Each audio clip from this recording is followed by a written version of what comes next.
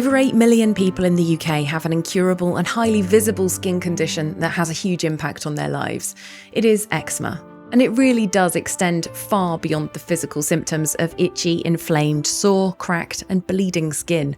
Living with eczema means constantly having to plan and prepare, as every decision you make will potentially affect your skin. It shapes your home environment, your education, your career, social life, holidays and relationships.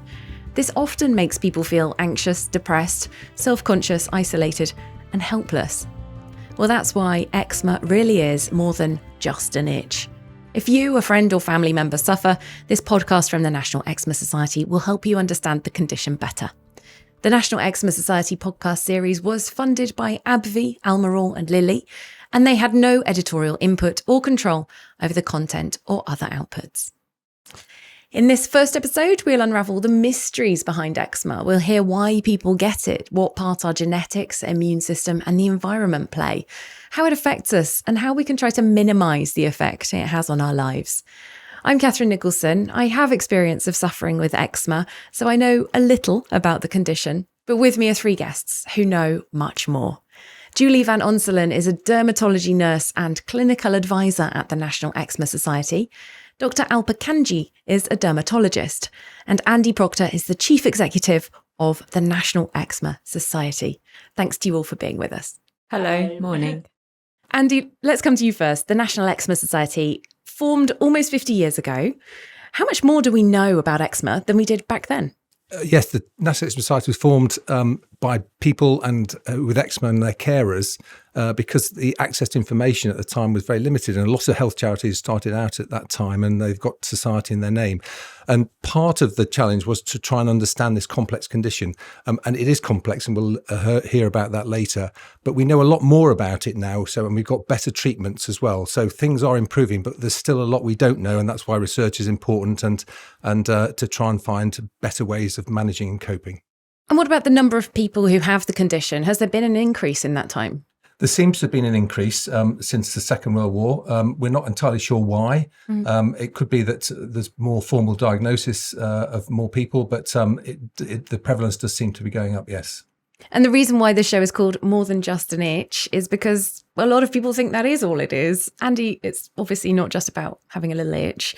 Otherwise, we wouldn't be here. It's quite complex, isn't it? Physical, but also mental health impacts. Yes, I think most people have heard about eczema and think about it as an itchy skin rash, but it can be so much more. It affects your mental health, it affects your physical health, and for those who have it severely, it can be brutal and relentless. So I think it's a part of our mission, if you like, to try and help people understand just how tough it can be, and to help those people with better treatments and self-care. Definitely. Well, Julie, that's your bread and butter and has been for, 3 decades? Yes. This is something I didn't know before. Eczema actually comes in many different forms. I thought it was just one condition. So can you tell us in some broad brush terms what eczema is?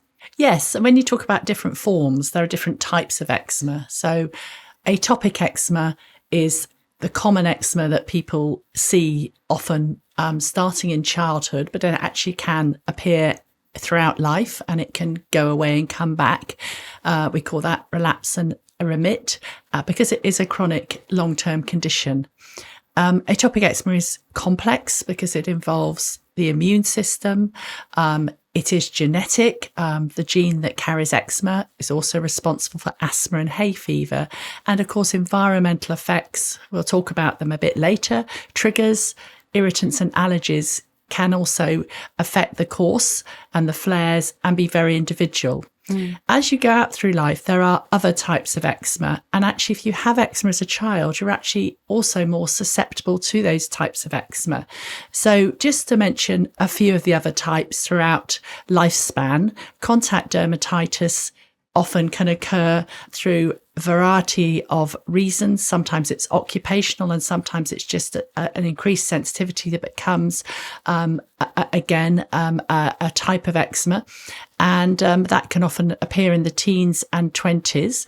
And if you've had atopic eczema as a child, you're more susceptible to contact dermatitis. We call that contact allergic dermatitis. So does that mean if you put a cream on that doesn't agree with you, or contact with what? Well, it can be contact to anything, really, right. Anything that goes on the skin. And sometimes sometimes it can be something that has been on the skin and has been fine, and then a contact allergy can develop because it is called a type 4 hypersensitivity reaction. But then other types of eczema, there's a type of eczema called discoid eczema that you often see alongside atopic eczema, which forms in little disc shapes, and that's more common in adults. And then going into older adulthood, varicose eczema, which connects with varicose veins, lower leg eczema, which can be very uncomfortable and maybe even can cause the skin to break down and ulcerate. And then as you get older, we do know over the age of 60, everybody's skin barrier becomes much more susceptible and less protective. So you can actually get eczema as well as an older person. So it really is a cradle to grave condition with lots of different types. I have to say, I didn't know there were so many different types of eczema. Can you actually have more than one type at the same time? Yes, very much so. You may be atopic, you may have a discoid pattern, you may get a contact dermatitis, you may get varicose eczema as well. And I have seen quite a few patients, particularly middle-aged older adults, who definitely do have quite a few different types. And if somebody has it, what should they do in terms of seeking professional help from people like you? What kind of support is actually out there? There should be a lot of support. I think the first thing is it is really important to actually, if you have any development of eczema or you think you have eczema, you do need to see your healthcare professional, which generally would be your GP or someone in primary care, and actually get a diagnosis. Because I think a lot of people sometimes feel they have eczema, and sometimes they maybe go online and seek their own solutions. But it is very important. In primary care, most GPs and nurses will be aware of eczema. They won't be as expert as a dermatologist, of course, but they will be able to start people on treatment and also give them the support they need. But of course, it does depend when eczema develops. Well, we do have an expert, a doctor with us, a dermatologist. Alpa, can we debunk a few myths, perhaps? Some people I have heard said that they think you can catch eczema. Yes, I mean, that is unfortunately a myth that has been propagated through time. So eczema, as we've said, is complicated, but someone's genetic tendencies or genetic makeup are a key part of why they have eczema, as well as obviously environmental factors. So therefore, you can't actually catch it because it's someone's intrinsic sort of predisposition, if you like, that they have it. Unfortunately, people do look at skin with eczema and sometimes think, can I catch it? Is that a sign of someone who's not been washing? Is it, things like that? And that's absolutely not the case. Yeah, especially in the playground as well. I remember as a child, people were like, oh, you're dirty. Absolutely. And I would even go as far as to say the converse is true. So with people with eczema, because the skin barrier is broken and is open, it is much more likely to get infected. So people with eczema are at greater risk of infection and catching infections from the environment, rather than the risk of them passing on the eczema to anyone else. And are there particular skin types that are more susceptible to having eczema? Yeah, that's a great question. So eczema affects all skin types. I work in a tertiary centre where we see complex children and adults with very, very severe eczema. And we see lighter skin types and darker skin types. I would say the way that the eczema manifests is different. So in a darker skin type, you might get sort of eczema manifesting more as what we call a follicular eczema. So the hair follicles are a bit more prominent. And they also might be more prone to have more discoid, so disc-type lesions that Julie already mentioned. For example, conversely, someone from Southeast Asia might manifest, their eczema might manifest in a slightly different way. It tends to be more of an oozy, weepy eczema. So I would say the way that the eczema manifests, or what we call the phenotype, varies between sort of lighter skin types and darker skin types, but eczema affects all skin types. And, if we look at global data, previously eczema's thought of as being more of a condition that affects the Western world or more industrialized nations, but that's actually not true. If you look at the data, then countries or regions like Sub-Saharan Africa and Latin America are also affected. So eczema is a complex condition which affects large numbers of people all over the world. And just one final sort of general point.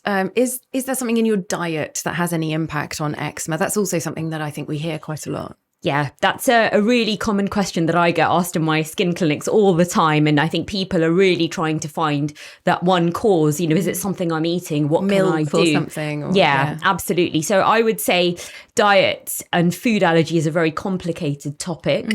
And there's a lot to say about it, but to keep it quite simple for today, food allergies we do see mostly in children. So under the age of 5, eczema is more likely to be associated with a food allergy. In adults, much less so. I would say if there's any suggestion of, food allergies, and it's very, very important to not self-diagnose and seek expert advice from a dermatologist. Don't go to Dr. Google. Doctor. Absolutely, because the danger is that once you start eliminating foods yourself, you're missing out on potentially important food groups in your diet, which is not, can be harmful. And so you could create other knock-on effects. Absolutely. As well. Very confusing world for people out there. So yes, getting expert advice from someone like yourself or Julie seems very important.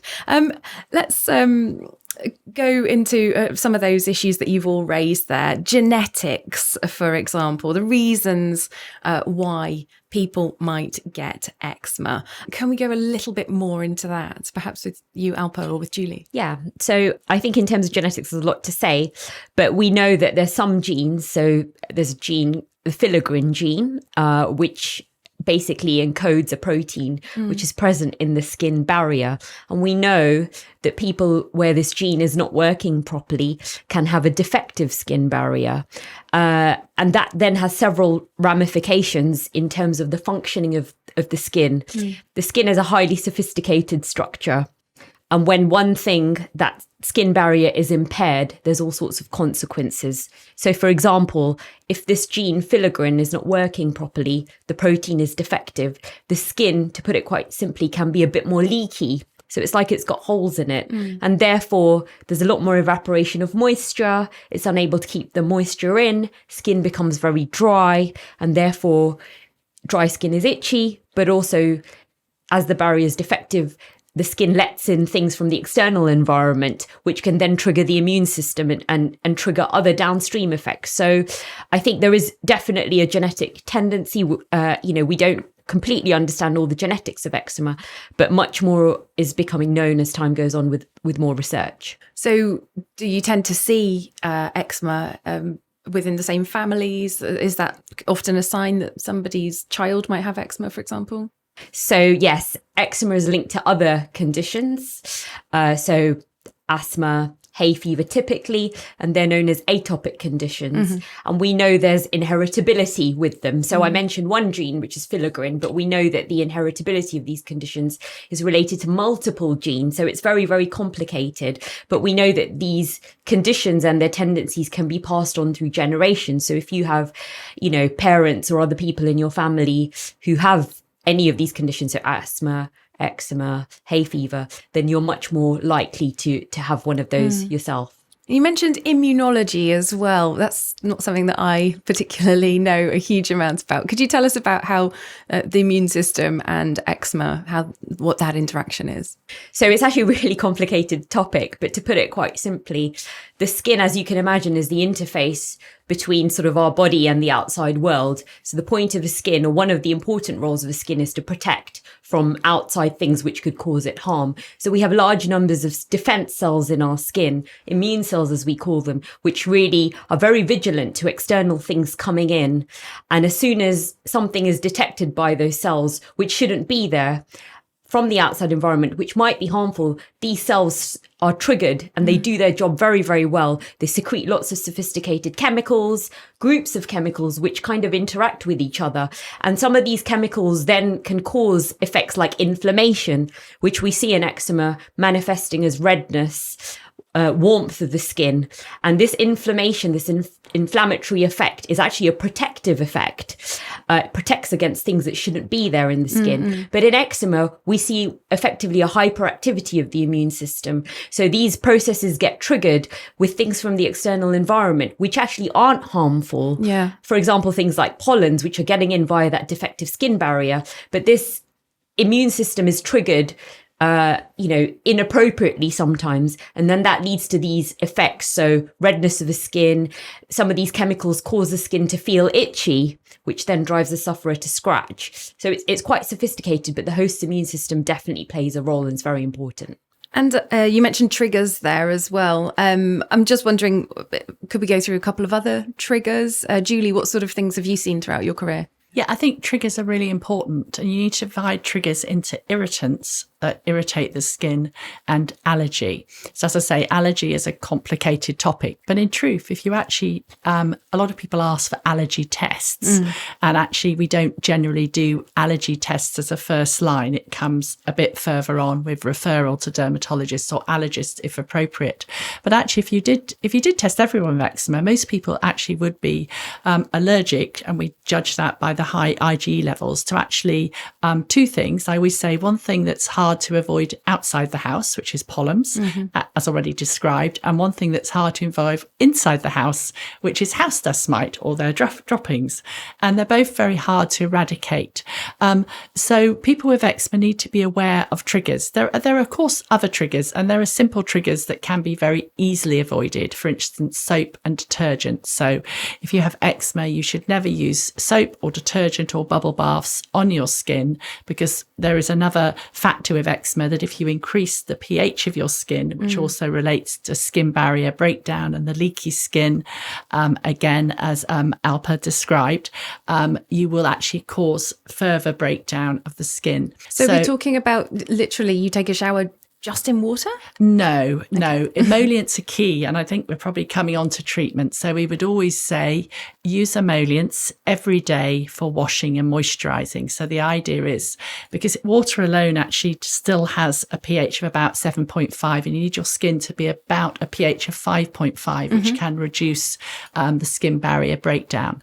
But other triggers that people worry about, of course, people always worry about washing their clothes and whether washing powder irritates. It's something I've definitely heard. Don't use biological washing powder, that sort of thing, or people trying different brands of washing powder. Yes, and I think some people get quite, obsessed to find the right washing powder. And again, it's going to this single cause. But actually, in truth, most modern machines wash out residue, and it's actually what you leave on the clothes. So actually, people want to add fabric conditioner maybe because they want clothes to be soft, because it's kinder to the skin. When you have fragrance in the washing conditioner, that's a big irritant, because fragrance and perfumes are an irritant. And then of course you hang clothes on the line, very nice for the environment, but then pollens can catch on the clothes. So there are some things that people perhaps do stress about.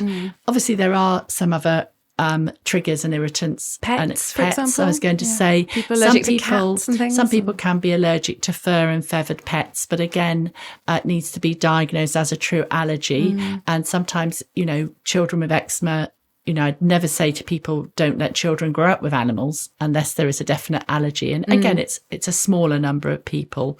And then, other triggers, just changing seasons. Eczema often gets worse in the winter when the central heating goes on and the humidity reduces and there's heat. And heat is a very big enemy to eczema. So we'd always say, keep the bedroom very cool, keep it well dusted, well vacuumed. So, and again, at the Eczema Society, we have a very nice household irritant fact sheet, which helps people to avoid all those common environmental irritants as well. Could I chip in as well, actually? And that's a fantastic summary. When we do patient surveys on triggers, the thing that comes out top generally is stress, which is obviously not in our environment, but it's something that we generate. And I know we're going to come on to that, but the mind-skin connection is really powerful. And if people are feeling stressed, that can often be the thing that will trigger a flare-up. So I think stress is something that is, we try and encourage people to take into account and try and manage through, well-being and emotional well-being, sort of self-care. So. And it's something that's quite difficult to quantify, isn't it? And even you get people who sort of, the fact of having eczema will cause stress for them. So telling them try not to be stressed must be quite a difficult thing for people to hear. Yeah, I mean, if I could add to that. So I agree with you, Andy. I'm yet to meet certainly an adult in the eczema clinic who is not, whose eczema doesn't flare with, stress. And stress can be quite hard to manage. I mean, life is difficult enough without living with eczema. But I think stress has many effects on the body physiologically. So the cortisol that is released in response to the stress does have an impact on the skin barrier, for example. So that's kind of within the body, hormones affecting eczema.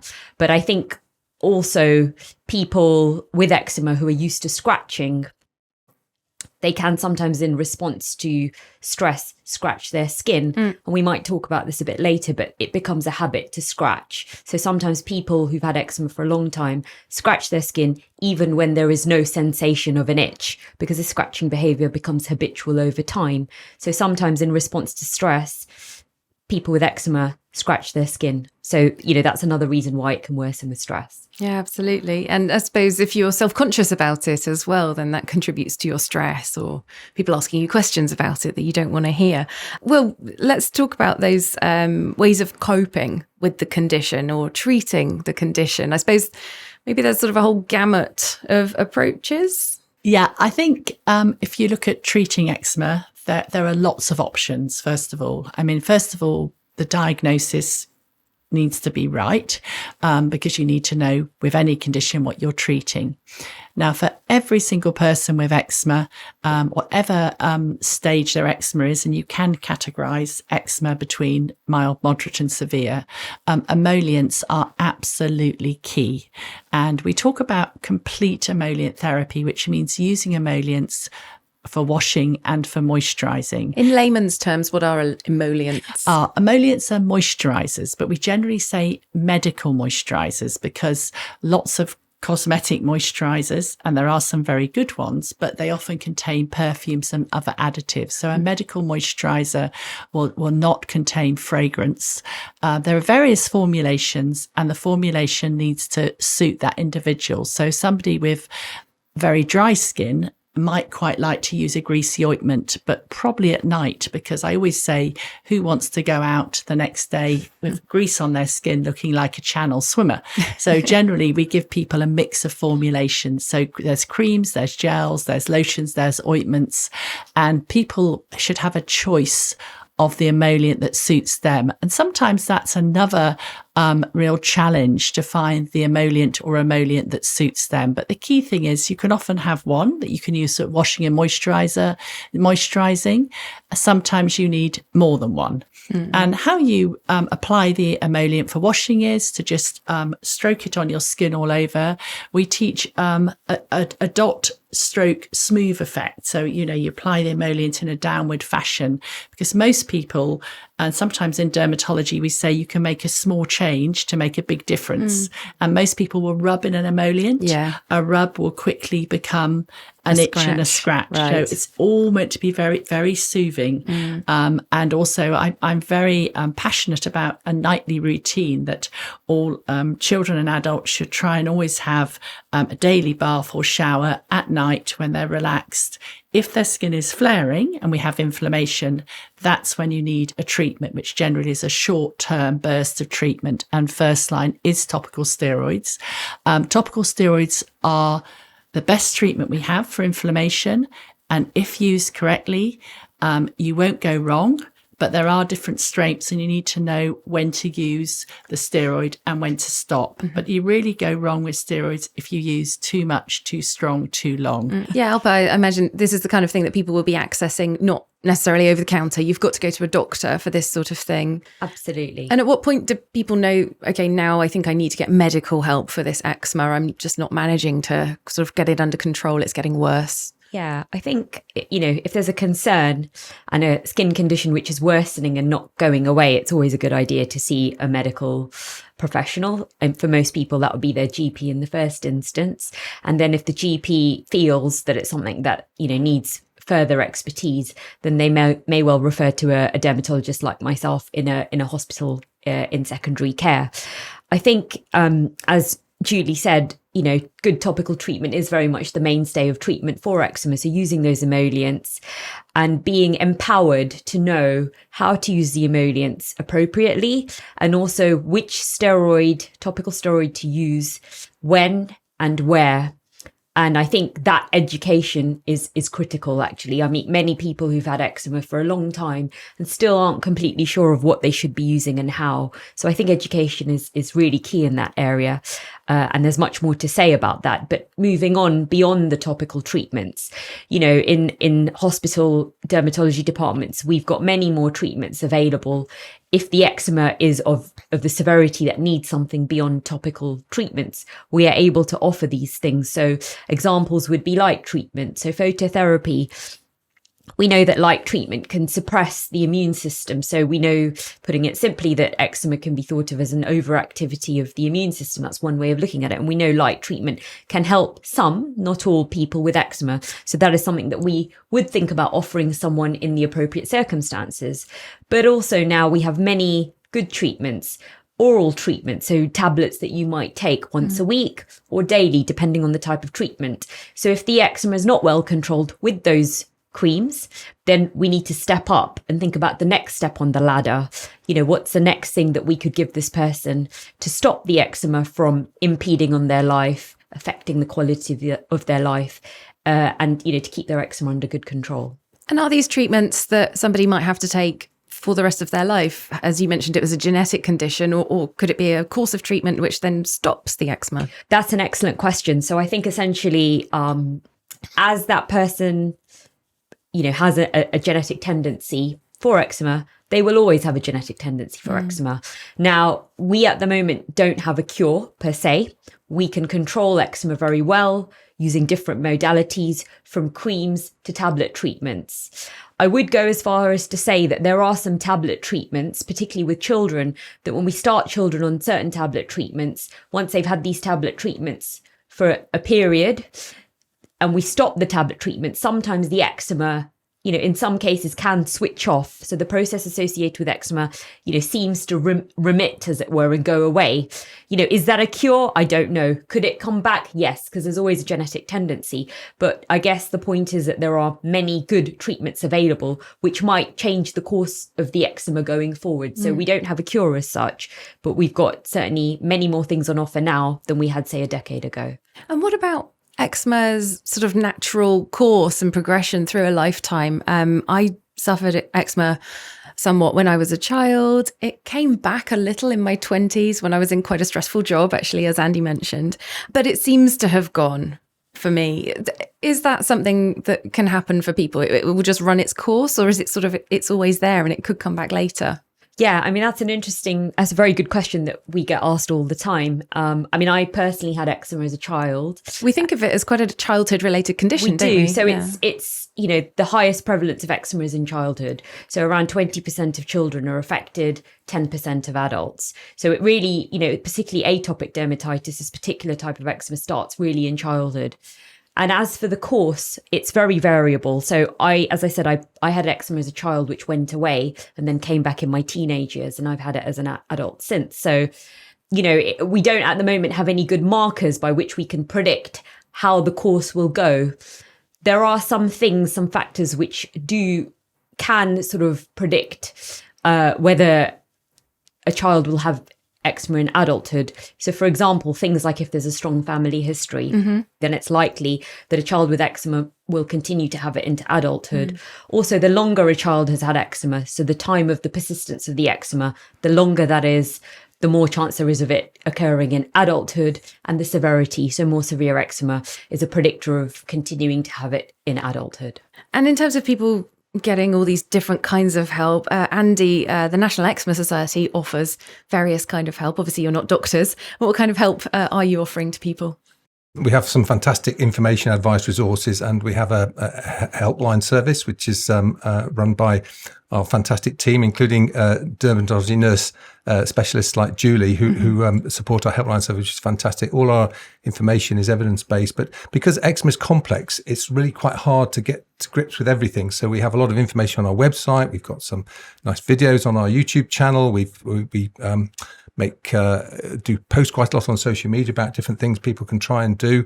And I think the important thing is that we want people to understand how best to manage their condition, because everyone who has eczema is an expert patient. They know their eczema more than anyone else, and because it's different for everyone, what triggers their eczema and things that can affect them can vary from person to person. So it's really important that you find a way of managing your own eczema with some foundations, like Julie said, with the emollient therapy and getting on top of inflammation when it flares up as well. That's really important, and that means quick and easy access to your GP or your dermatologist if you need it, and that's not always easy in the NHS system as we have at the moment. Getting in there with some headline advice, I guess, for people. Yes, yeah, and some basic things, because if you've had eczema, most people have been diagnosed or have had it since they were a baby, and over the years they'll have been given lots of information, advice from lots of different people. They'll have found things on the internet. Incorrect. They'll have found things from friends and family sharing things. Some of that's accurate, some of it's not. You find a way of coping all the way through. But I remember going to an eczema information talk, and there was a lady in her 80s in the talk.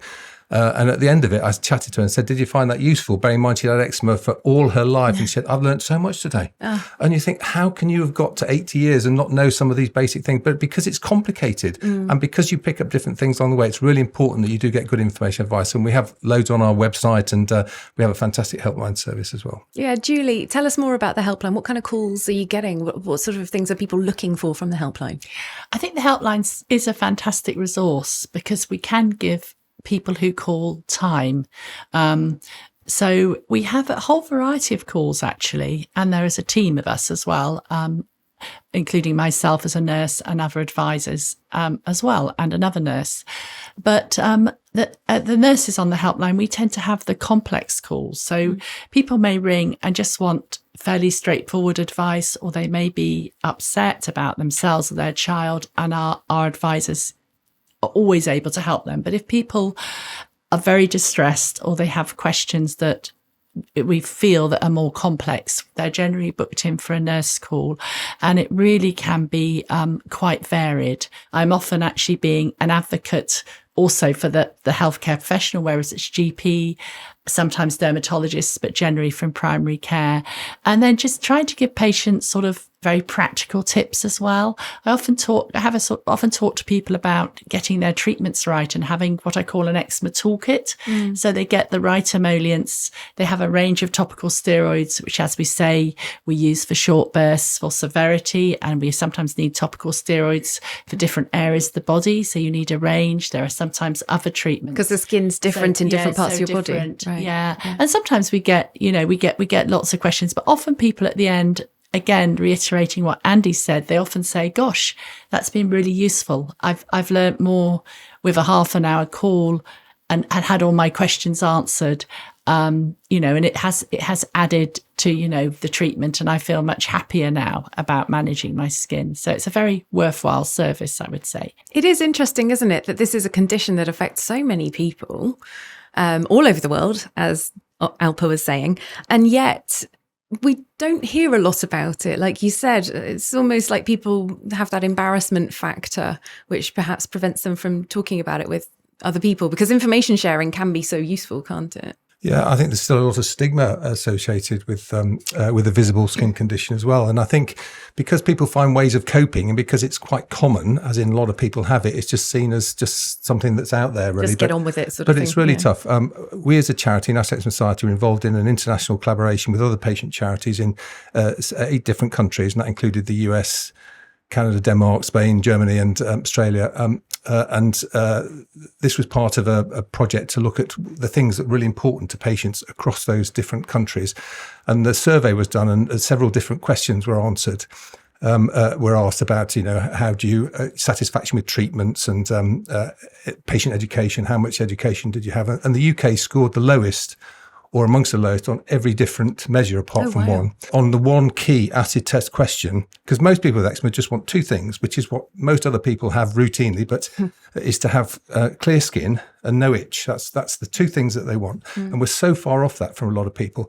Now, in this patient survey, in all the different countries, the acid test question is, how many years of your remaining life would you give up to be in perfect health and eczema free?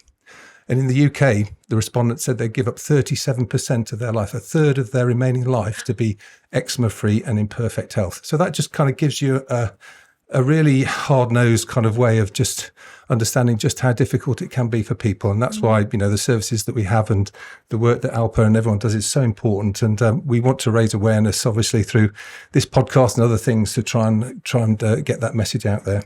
I think I completely agree with Andy. I think, eczema has been really under-recognised, till very recently. I think certainly when I was a child, my parents struggled to know what to do with me because there were so few resources out there. But as time's gone on and as we've understood much more about what eczema is, what it actually involves in terms of the processes that occur in the skin, we've developed much more awareness and therefore more treatments. And now I'm really pleased that eczema has actually come to the fore. And we do have treatments that we can give patients that do actually work. And it's not always a first treatment. There is trial and error always. But, now we're talking about eczema, which I think is brilliant because I think education of people, not only who have eczema, but also those who don't, is needed so that, generally in society, there's an understanding, a greater understanding of what this condition is and how it impacts the people who have it. Absolutely. And later on in this podcast series, we are going to be speaking to some parents of a young child who has eczema very severely and some young adults as well who have it and having quite severe mental impact on them sometimes as well. How far are we, Alpa, from finding a cure for eczema? Yeah, that's as I said earlier, that's a great question. We don't have a cure yet. I mean, I'm saying yet in the hope that everybody. One day we will. It's a chronic condition. So it's a long chronic, meaning long-term, long-standing condition. And as we said, there is a genetic tendency to have it, which we can't do anything about really at the moment. But we have certainly good treatments that can control things to the point where eczema doesn't interfere with the person's life. So I think, that's a really important thing to note. I'm hopeful there will be a cure in years to come as more information is obtained about eczema. But as we've said, it's very, very complex. There's such an interplay of things going on the skin. And the skin is such a complex organ. Everything from the actual structure of the skin to the bacteria and the population of bacteria that live on the skin to outside things like the pollens and the house dust mite. It's a really complicated condition. So, we're not close to a cure yet, but hopefully one day we will be. The work is in progress. Absolutely. Okay, a call to action for all the scientists who are working on it, for Definitely. sure. Yeah. But we're actually involved in a really interesting European project called Biomap, and that's looking at biomarkers for eczema and psoriasis and looking at certain things that might indicate how the disease will progress over a lifetime. So there is some really interesting and exciting research out there, and we're very hopeful as well that we'll be seeing progress as the years and decades come. And while we're waiting for a cure, let's just say it is going to happen. Let's just decide there is going to be one. But while we're waiting for it, I'd like to ask each of you to tell me, other than a cure, if there's one thing that you could wish for regarding eczema and people who suffer from eczema, what might that be? Julie? Oh, well, what would that be? I mean, obviously, I would like to see people with eczema being well supported, because it is a chronic long-term condition.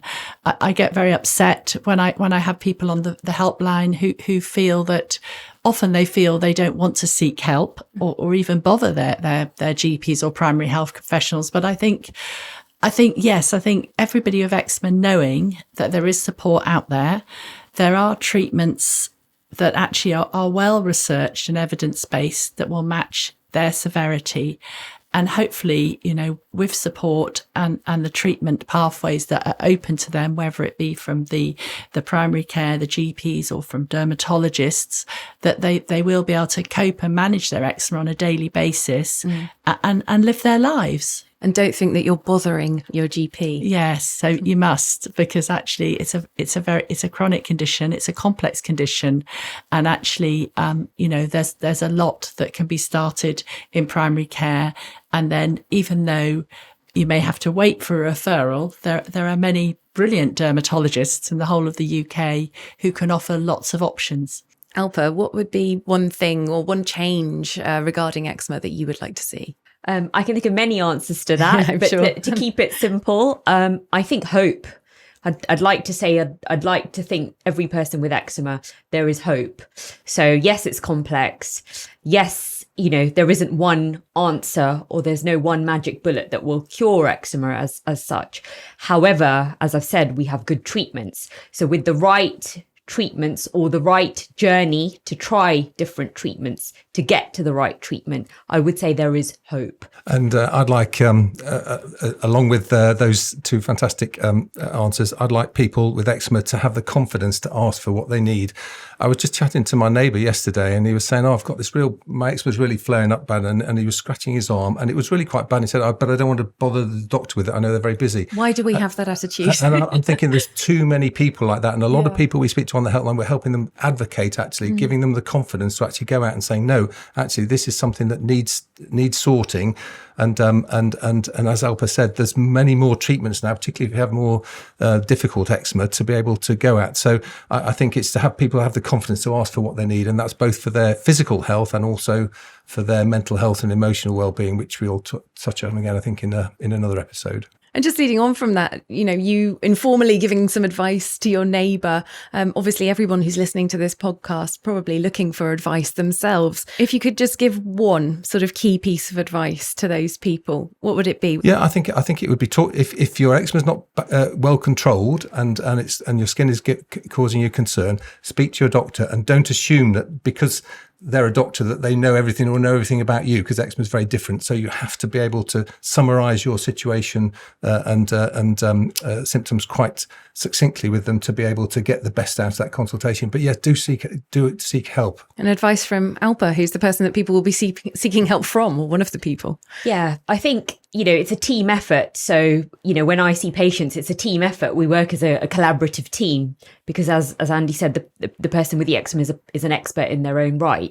So we work together to find, potential solutions that might help. But I think education is key. So for the person, as we said, eczema is a very individual condition. So an individual needs to get to know, what eczema is, what their triggers are, how to use their cream. So I think education for me equals empowerment. Julie, what advice would you give to anyone listening and wanting some help with their eczema? Yes, I think definitely adding on from the 2 points about confidence and education and understanding how to care for your skin, I would say investing time every day to look after your skin.